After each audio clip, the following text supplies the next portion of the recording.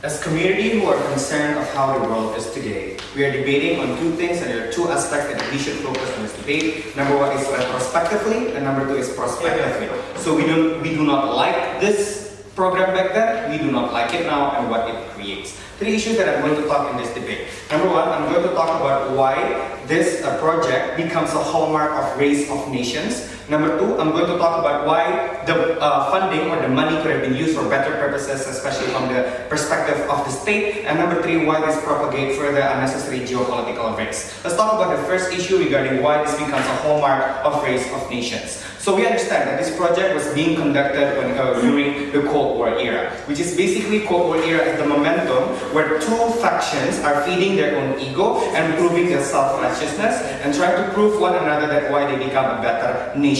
But the idea of becoming a better nation is also a questionable idea to begin with, because there's no clear parameter that why one nation should be better than one another, and we also do not like the parameter of them deciding who is better or not. So this Cold War momentum, feeding the ego, proving self-righteousness, to what end? Not for mankind, not for science, but for politics and global influence. Subsequently, this project, which spends a lot of our budget, which only tries to prove that one nation is better than the other, this achievement becomes a hallmark of US supremacy and one of the first and biggest ego-feeding hegemonic approaches that we have today. Because this becomes a huge project in we are trying to prove that if you want to be a better nation, waste your money and try to be someone better through unnecessary products. So that's why that in the end this becomes a momentum of other unnecessary things, which leads to race on arms, let's say nuclear that we have right now, and race on geopolitical influence that is completely unnecessary. That is, number one, become a justification for budget abuse to fulfill political interests.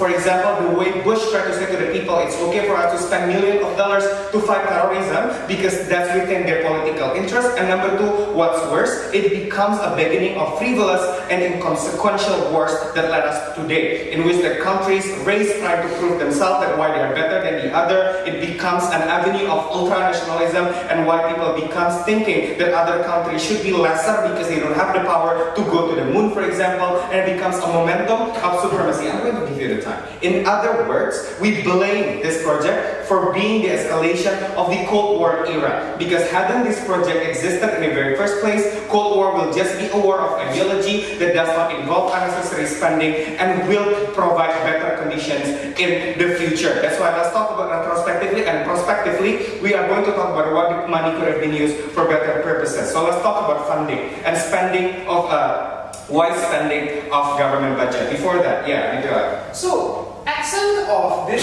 entire moon landing and things like that, how is your counterfactual going to prevent some sort of escalation of the Cold War, given that there was nuclear proliferation during that period of time as well? Sir, we do not see that why then that having a moon landing project will directly solve your issue. It only propagates further ego between these countries. Because look, for example, the fact that US has a man landed in the moon, let's do that more thing. And that's also the reason why Soviet Union tried to gain more allies within the world right now, because for them to prove that there is a situation that US is better, so us, let's say, as communist countries, we need to do better. So it only feeds the rivalry and only feeds the ego between these countries, and we do not like it. And second, and additionally, we don't see that the claim from US being the first person is also right, because I thought that the first one is Yuri Gagarin. Another thing that make it that the war is completely illogical. But let's talk about why the money could have been used for better purposes, right? In which we're going to talk about retrospective manner and also prospective manner. Because countries, ideally, should be prospective in creating a policy. That's why we create infrastructure, because even if it takes 20 years for the project to be successful, we still do the project because we believe that it might be beneficial for humans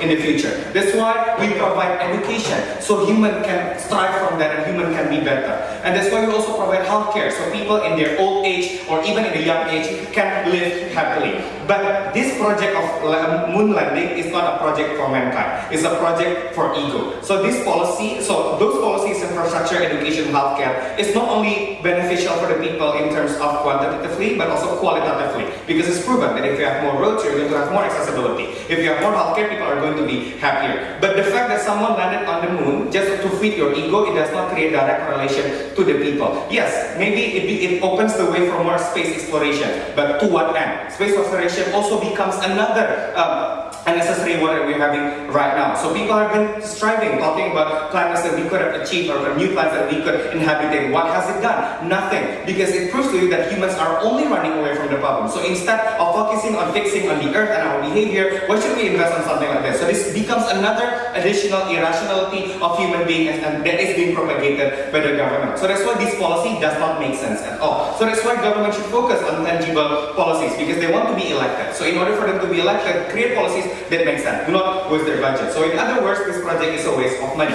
But going back, there are ways we could save our nation with such amount of money. For example, the monetary crisis in the early 90s and in the late 90s, for example, the 2008 housing bubble. Those crises would have been saved because it's an economic crisis, something that we can prevent. It's something that we can control assuming we have the money. But how can we save that if our money is currently being used somewhere else that is not directly benefiting the people? So that's why we have a lot of crises that are unsafe because our money are being thrown onto other things that are completely unnecessary. So we could have processed those problems. Maybe you could even use this money to invest on new things that might help the people in terms of employment or other things, or even giving healthcare to the people, or the 6 minutes. So that's why that in the end we say that it's also a waste of budget and it's not a just policy, and that's why we should regret it. But last, let's talk about how it propagates further unnecessary geopolitical risks. Because the worst after effect is this through this moon landing project, this propagated further justification for government to do budget wasting things in order for them to prove to